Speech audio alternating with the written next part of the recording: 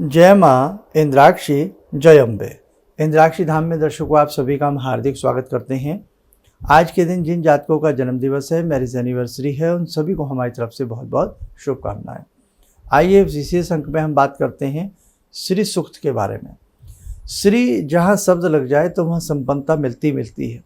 श्री सूक्त को एक खास तिथि से यदि साधक अपने घर में संध्या के समय इसका पाठ प्रारंभ करता है तो धीरे धीरे उसके घर के कष्ट, क्लेश और धन न आना, ये सारी चीज़ें दूर हो जाती हैं और उस घर में श्री संपन्नता प्राप्त होने लगती है, श्री समृद्धि उस घर में आने लगती है।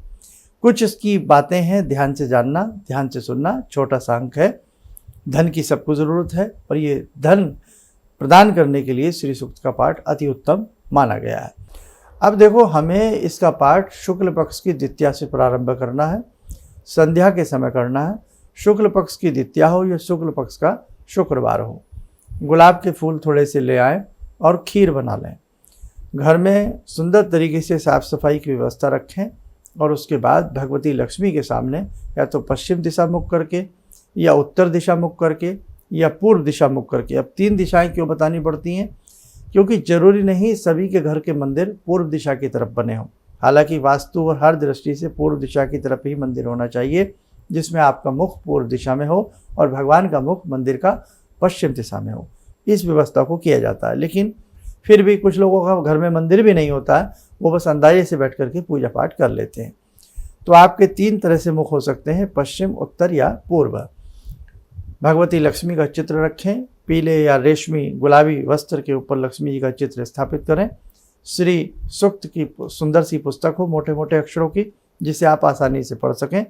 और उसी के साथ साथ श्री यंत्र भी यदि आपके पास हो तो श्री यंत्र को भी अपने सम्मुख चौकी पर स्थान देवें। सभी लक्ष्मी के चित्र या एक हैं या 2 हैं, कई बार छोटी मूर्ति अलग होती है, बड़ी अलग होती है। और आपके पास श्री यंत्र भी है। अक्षत चावल चढ़ा करके, चंदन का तिलक लगा करके धूप दीप प्रस्तुत करें। गुलाब के महकते पुष्प चढ़ावें, चमेली के चढ़ा सकते हैं और खीर उनको भोग में नैवेद्य के रूप में अर्पण करें। 11 पाठ श्री सूक्त के करें। श्री सूक्त पढ़ने में सबकी अपनी अपनी अलग अलग प्रैक्टिस होती है, लेकिन इसको बोल करके पढ़ना, मन ही नहीं पढ़ना। कोई भी पाठ हो बेटे, उसे हमेशा पाठ को बोल करके पढ़ा जाता। आरती गायन के रूप में की जाती है। कोई भी मंत्र है उसे हम उपांशु, वाचिक या मानसिक रूप में मंत्र को पढ़ सकते हैं। लेकिन कोई श्री सूक्त है, कनकधारा है, शिव तांडव है, भगवान का रुद्र पाठ है, कोई भी पाठ है, रुद्री है, दुर्गा सप्तशती है, ये सब बोल बोल करके पढ़े जाते हैं। ध्यान रखना, बहुत ऊंची आवाज़ ना हो, मध्यम मध्यम स्वर में अच्छे से उसको हम श्री सूक्त का पाठ करें। कितने? 11 पाठ करें। 11 पाठ करने के उपरांत हम भगवती से, लक्ष्मी से कोई किसी भी हुई भूल चूक के लिए, पाठ में त्रुटि, न्यूनता, अधिकता के लिए भगवती से क्षमा मांगें और अपना पाठ करके उठ जाएं। आरती करना चाहें तो आप आरती भी कर सकते हैं, ओम जय लक्ष्मी माता। और उसके बाद जो खीर का भोग है 2-4 मिनट के बाद, यदि कन्या घर में तो सबसे पहले कन्या को दें थोड़ा सा, बाकी सब मिल बांट करके उस प्रसाद को आप वितरण कर लें। ऐसा आपको 11 शुक्रवार करना है। और जब 11वां शुक्रवार आवे तब कुछ कन्याओं को घर में बुला करके भोजन की व्यवस्था कर लें। उनको भोजन, नैवेद्य, खीर तो ज़रूर देना है। और शुक्रवार के दिन एक चीज़ ध्यान रखें, या क्योंकि प्रतिदिन फिर शुक्रवार के दिन करना है। पहला दिन शुक्ल पक्ष की द्वितीया हो या शुक्ल पक्ष का शुक्रवार हो, लेकिन फिर बाकी के जो दिन हैं वो समस्त डेज शुक्रवार की संध्या होना चाहिए। दिन में चलते फिरते एक लक्ष्मी जी का बहुत छोटा सा प्यारा सा मंत्र है, ओम श्रीम श्रय नमः, ओम श्रीम श्रय नमः, ओम श्रीम श्रय नमः। इस मंत्र को अजपा जप के रूप में शुक्रवार के दिन होल डे, जब भी आपको याद आ जाए उस मंत्र को लक्ष्मी जी का ध्यान करके चलें फिरें, चलते फिरते करें और ये कहें, हे जगदम्ब, हे भगवती, आप हमारे घर में स्थिर वास बनाइए। और हाँ, एक खास बात, जो लक्ष्मी जी का चित्र आपके सामने हो वो खड़ा स्थिति का ना हो। लक्ष्मी जी बैठी हुई हो कमल के पुष्प के ऊपर, या बैठी हुई स्वरूप उनका होना चाहिए। अब देखो, खड़ा व्यक्ति तो खड़ा होता है, कब चला जाए, इसलिए लक्ष्मी जी को हमें घर में बैठाना है, पधारना है, उन्हें अपने घर में स्थिर करना है। और दूसरी बात, जिस घर में कन्याओं का, बहुओं का, बेटियों का मान सम्मान नहीं होता, वहाँ लक्ष्मी वास नहीं करती। जिस घर में झाड़ू को उल्टा रखा जाता है, झाड़ू के ऊपर जूता चप्पल रख के चला जाता है, वहाँ भी लक्ष्मी का वास नहीं होता।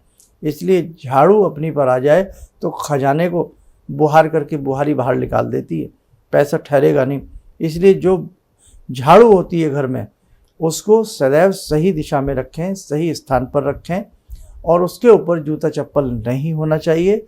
झाड़ू को कभी भी उल्टा करके खड़े स्थिति में नहीं रखना चाहिए। ये चीज़ भी आप ध्यान रखें। जिस घर में श्री संपन्नता चाहिए उस घर में तुलसी के विरवे जरूर होने चाहिए, तुलसी के पौधे जरूर होने चाहिए।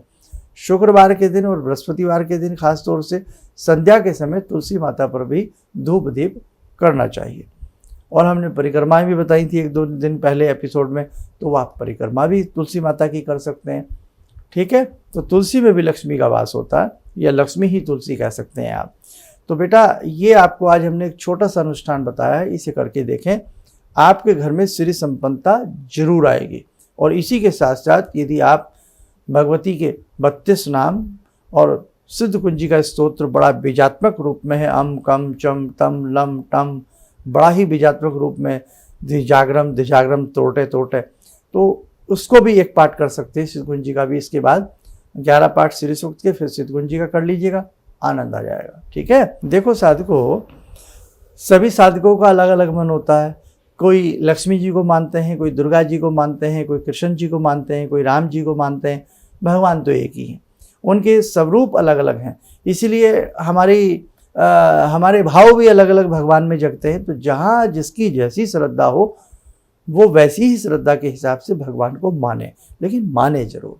तो इसीलिए कभी हम लक्ष्मी जी के लिए कोई उपाय बताते हैं, कभी हम भैरव जी का कोई उपाय बताते हैं, कभी हनुमान जी का उपाय बताते हैं। और इस समय बहुत लोगों की जेब टाइट होती हैं, हालात टाइट हो जाते हैं, पैसा कम आता है, घर में समृद्धि नहीं होती, बरकत नहीं होती। तो श्री सूक्त का आज वाला जो हमने उपाय दिया है, इसे आप सब करके देखें। बहुत समय नहीं लगेगा, 15-20 मिनट में आपका सारा कार्य हो जाएगा। तो आप मात्र 11 शुक्रवार की बात है, तो बेटा करोगे तो अच्छा लाभ भी आपको प्राप्त होगा। चलिए, आप सब लोग स्वस्थ रहें, सुखी रहें। इन्हीं शुभकामनाओं के साथ हम अपनी वाणी को विराम देते हैं। जय जय अम्बे।